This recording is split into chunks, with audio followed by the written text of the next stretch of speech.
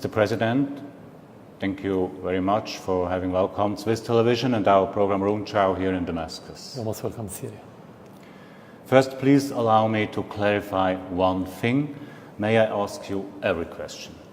Every question without exception. I am asking because one of your conditions is that interview is being broadcast in its full version. Are you afraid that we might manipulate your statements? You should answer that question, but I think we should build this relation upon the trust, and I think you are worried about the trust of your audience, so I don't think so. I think you have good reputation in conveying the truth in every subject you try to cover. Do you see it as a lie that the world considers you as to be a war criminal? That depends on what the reference in defining that word. Is it the international law, or is it the Western agenda, or the Western political mood, let's say, that's been defined by vested interest politicians in the West? According to the international law, as a president and as government and as Syrian army, we are defending our country against the terrorists that have been invading Syria as proxies to other countries. So if you want to go back to that word, the war criminal, I think first one who should be tried under that title are the Western officials. Started with the George Bush, who invaded Iraq without any amendment from the Security Council. Second, Cameron and Sarkozy, who invaded Libya and destroyed Libya without amendment from the Security Council. Third, the Western officials who are supporting the terrorists during the last 5 years in Syria, either by providing them with political umbrella or supporting them directly with armaments, or implementing embargo on the Syrian people that's led to the killing of thousands of Syrian civilians. But we are here to talk about your role in this war. And the US Secretary of State, John Kerry, called you Adolf Hitler and Saddam Hussein in the same breath. Does it bother you? No, because they don't have credibility. This is first of all. Second, for me as president, what I care about first and foremost is how the Syrian people look at me. Second, my friend around the world, not my personal friend as president, I mean our friends as Syrians, like Russia, like Iran, like China, like the rest of the world, not the West. The West always try to personalize things, and just to avoid the real problem, which is about deposing government and getting rid of certain president, just to bring puppets to suit their agenda. So going back to the beginning, no, I don't care about what Kerry said at all. It has no influence on me. You're the president of a country whose citizens are fleeing. Half of your fellow citizens. The people are not only fleeing because of the terrorists of ISIS or the rebels, but also because of you. What do you mean by me? I'm not asking people to leave Syria. I'm not attacking people. I'm defending the people. Actually, the people leaving Syria for two reasons. The first reason is the action of the terrorists, direct action in killing the people. The second one is the action of the terrorists in order to paralyze the life in Syria, attacking schools, destroying infrastructure in every sector. Third, the embargo of the West that pressed many Syrians to find their livelihood outside Syria. These are the main reasons. If you can see that the second factor and the third factor are related, I mean the role of the terrorists and the West in undermining and hurting the livelihoods of the Syrian is one, and let's say is commonality between the terrorists and Europe. When you speak of terrorists, who do you mean by that? Surely ISIS, but also the Free Syrian Army or the Kurds? What I mean is like what you mean as a Swiss citizen. If you have anyone who carry machine guns or armaments and killing people under any titles and committed vandalism, destroying public or private properties, this is terrorist. Anyone who adopt political way in order to make any change he wants, this is not a terrorist. You can call him opposition, but you cannot call somebody who is killing people or holding armaments, you cannot call him opposition in your country in my country as well. But you don't have any free opposition in your country. Of course you have. Of course you have. You have real opposition. You have people who live in Syria, who their grassroots are the Syrian people. They're not opposition who were forged in other countries like France or UK or Saudi Arabia or Turkey. We have them, and you can go and meet them and deal with them with your camera. You can do that yourself.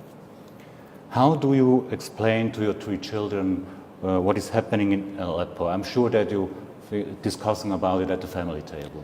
Yeah, of course, if I'm going to explain to them, I'm going to explain about what's happening in Syria, not only in Aleppo, taking into consideration that my children are full grown now. They understand what's going on in Syria. But if you want to explain to them or to any other child what's happening, I'm going to explain about the role of the terrorists, about the role of Qatar, Turkey, Saudi Arabia in supporting those terrorists with money, with logistic supports, and the role of the West in supporting those terrorists either through armament or through helping them with the propaganda and the publicity. I'm going to explain to them in full what's going on.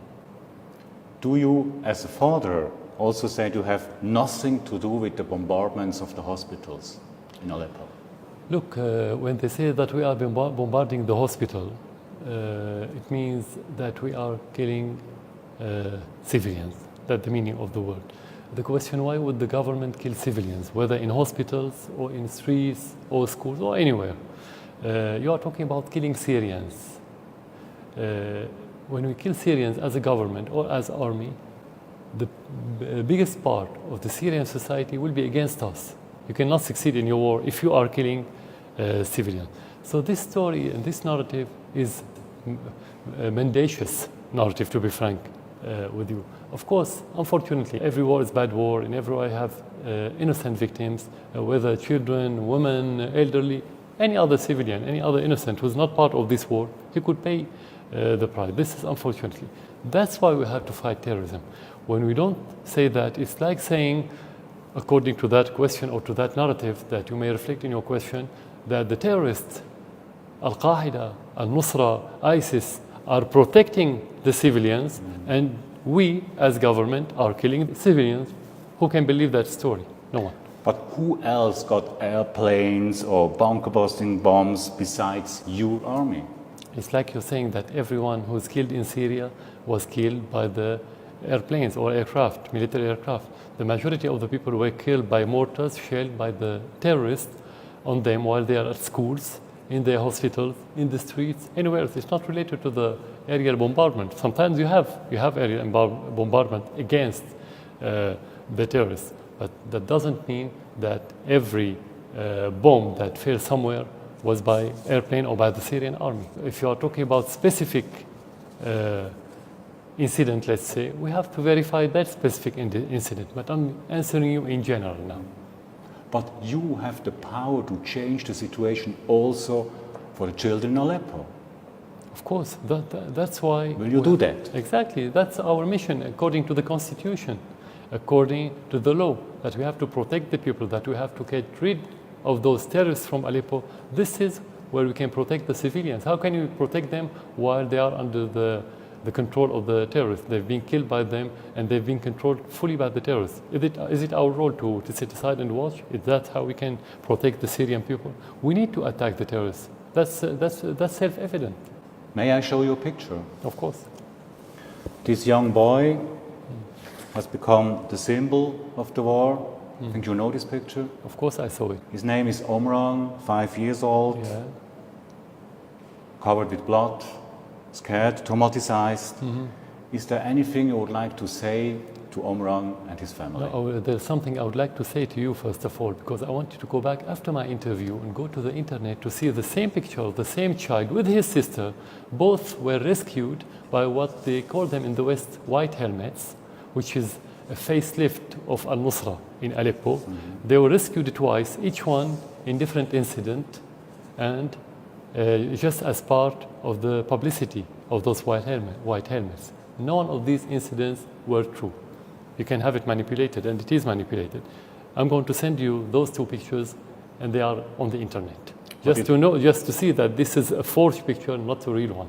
We have real pictures of children being harmed But this one in specific is a forged one. But it's true that innocent civilians are dying. Exactly. In Aleppo. Of course, not only in Aleppo, in Syria. But now we are talking about in Aleppo because the whole hysteria in the West about Aleppo, for one reason, not because Aleppo is under siege, because Aleppo has been under siege for the last 4 years by the terrorists, and we haven't heard a question by Western journalists about what's happening in Aleppo that time, and we haven't heard a single statement by Western official regarding the situation of Aleppo. Now they are talking about Aleppo recently just because the terrorists are in bad shape. This is the only reason, because the Syrian Army are making advancement, and the Western country, mainly the United States and its allies like UK and France, feeling that they are losing the last scars of terrorism in Syria, and the main bastion of that terrorism today is Aleppo. Everything is allowed in this war for you. No, of course you have the international law, you have the human rights charter, you have to obey. But in every war in the world, during the history, you cannot make sure 100% that you can control everything in that direction. You always have a flaw. That's why I said every war is a bad war. But there's difference between individual mistakes and the policy of the government.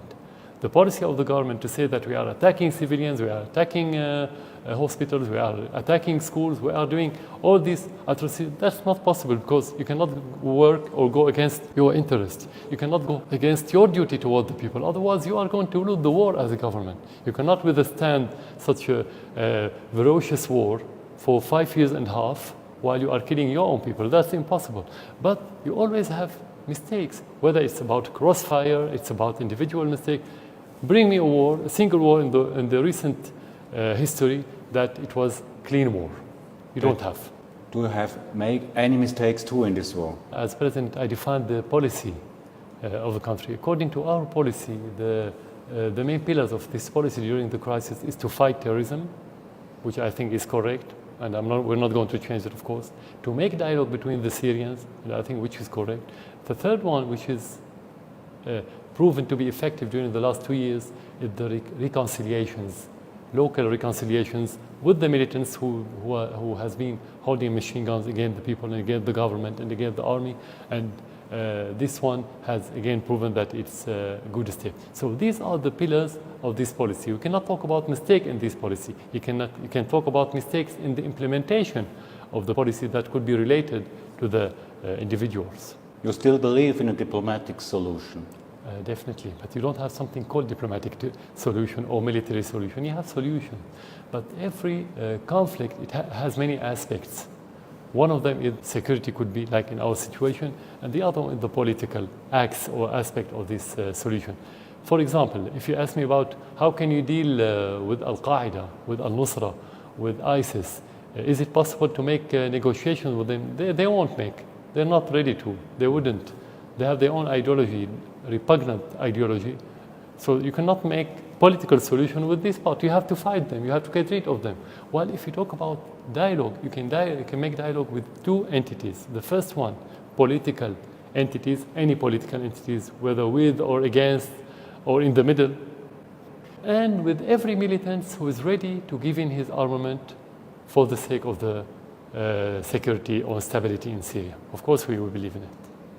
There are news from Russia about a short humanitarian pause in Aleppo on Thursday. What does it mean, this humanitarian pause? Can you explain? Yeah, it's a short halting of operations in order to allow the humanitarian supply to get into different areas in Aleppo, and at the same time to allow the civilians who wanted to leave the terrorist-held areas to move to the government-controlled area. Is this really a step, an important step? Of course, it is an important step at the beginning, but it's not enough. It's about the continuation. How can you allow those civilians to leave? The majority of them wanted to leave the area held by the terrorists, but they won't allow them. The others shoot them, or they kill their families if they leave that area. Russia is on your side. What does it mean for you? No, it's not on my side. It's on the international law side. It's on the other side, which is opposite to the terrorist sides. This is the position of Russia, because they wanted to make sure that the international law prevails, not the Western agenda in toppling every government that doesn't fit with their agendas. They wanted to make sure that the terrorism doesn't prevail in that area that would affect negatively the Russians themselves, Russia itself as a country, and Europe and the rest of the world. That's what it means for Russia to stand beside the legitimate Syrian government and the Syrian people. Mr. President, you use chemical weapons and barrel bombs in Syria against your own population. These are UN reports. You can't ignore it. You are talking about two different issues.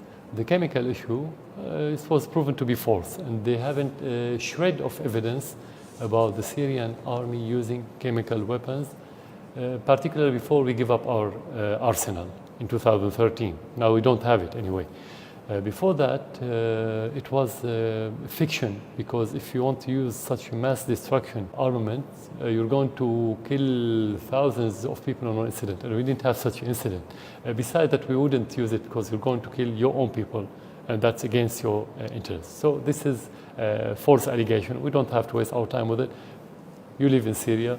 There's traditional war, but there's nothing related to mass destruction armament. But the UN report is not a fiction. The UN report never has been credible, never. And because they put reports based on allegations, based on other reports, on false report, and they say this is a report. Did they send a delegation to make investigation? They sent one in 2013, and it couldn't prove at all that the Syrian army used chemical weapons. This is first. The second, which is more important, the first incident happened at the beginning of 2013 in Aleppo, when we said that the terrorists used chemical weapons against our army, and we invited the United Nations to send delegation. We did. And that time, United States opposed that delegation because they already knew that this investigation, of course, if it's impartial, is going to prove that those terrorists, their proxies, used chemical armaments against the Syrian army. Regarding the barrel bomb, I want to ask you what the definition of barrel bomb. If you go to our army, you don't have in our record something called barrel bomb. So how do you understand it? Just want to know how I can answer you. What a barrel bomb is. We have bombs. It's a destruction, and it's against humanitarian law. Every bomb can make destruction, every bomb. So you don't have bomb to make nothing. So this is a word that's been used in the West as part of the Western narrative in order to show that there's indiscriminate bomb that's been killing civilians indiscriminately, and that oppose the Western narrative. I'll show you the contradiction. In other areas, they say that we are bombarding intentionally the hospital, and you mentioned that. And we are targeting intentionally the schools. And we targeted intentionally the convoys to Aleppo last month. Those targets need high precision missiles. So they have to choose which part of the narrative. We either have indiscriminate bombs, or we have high precision bomb. They keep contradicting in the same narrative. This is the Western reality now. So which one to choose, I can answer you. But again, we don't have any indiscriminate bomb. If we kill people indiscriminately, it means we are losing the war, because people will be against us. I cannot kill the Syrian people, either morally or for my interest, because in that case, I'm going to push the Syrian community and society toward the terrorists, not vice versa. I would like to mention the subject of torture prisons, Mr. President. Amnesty speaks of 17,000 dead. Regarding the prison of Sadnaya, there are still horrible reports. When will you allow an independent observer into that prison? Yeah, independent. And Amnesty International is not independent. And it's not impartial. ICRC? We did discuss it with the Red Cross. We didn't discuss it. It should be discussed in our institution. If we want to allow, if there's allegation, it could be discussed. We don't say yes or no. But the report that you have mentioned, it was a report made by Qatar and financed by Qatar. You don't know the source. You don't know the names of those victims. Nothing verified about that report. It was paid by Qatar directly in order to vilify and smear the Syrian government and the Syrian army. There are a lot of eyewitnesses. No one knows who are they. You don't have anything clear about that. It's not verified. So no. Then open the door for organizations like Red Cross. It's not my decision to tell you yes or no. We have institution. If we need to discuss this part, we need to go back to the institution before saying yes or no. Why are you sure that you are going to win this war? Because you have to defend your country and you have to believe that you can win the war to defend your country. If you don't have that belief, you will lose. You know, part of the war is what you believe in. So it's self-evident and very intuitive that you have to have that belief. If you walk through Damascus, your picture is everywhere, in every shop, in every restaurant, in every car, a symbol for a dictator. Is this your way to fix your power? There's a difference between dictator and dictatorship. Dictator is about the person.